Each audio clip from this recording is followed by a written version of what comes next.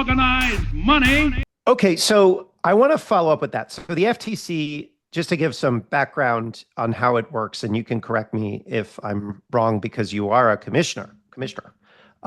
It's a five-member agency, and the chair can do certain things. He can direct litigation, he can That's manage, right. the building, and there's a bunch of powers he has. But if he wants to bring a case or withdraw a case or initiate a big study or do something significant, right, at the courts, he has to get a majority of the commissioners to vote for it, right? And now Of the current commissioners to vote for it. That's right. right. So there are five slots, but only four of them are occupied right now because there's one, Lena Khan left because there was an election. And now they nominated a Republican named Mark Metter, but he hasn't been confirmed by the Senate yet. So there's only four commissioners, which means that if Ferguson wants to do something, and the Democrats, you guys don't want to do it. You vote against, and it's 2-2, and he can't do that thing, right? Until Mark Metter joins, right? Right. What about now? What happens if he says, I want to pull back on the Amazon case, or I want to bring this other case that I think is going to be mean to liberals or whatever it is, or I want to vote on a policy change.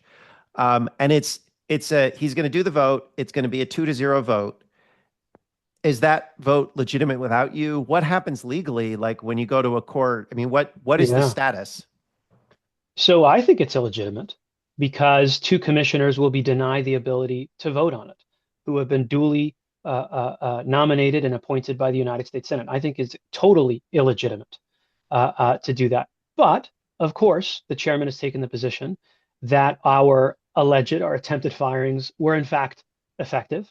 And so in his eyes, and I think in the eyes of the administration, those new cases, or also the decision to pull those cases, right, which they may be doing as a result of something that the folks who they perceive to be their bosses are asking them to do, they're able to pull our case against Graystar, that landlord I mentioned, with 2 votes. They're able to withdraw or start to try to withdraw. Well, wait. Before you go to that, should the judges they think they're able to, but should the judges just ignore if they say we want to pull this case and absolutely the judges should ignore it is what? Absolutely. Okay. Because and could you intervene in those cases? Could you actually say, I'm an intervener, I'm a lawful?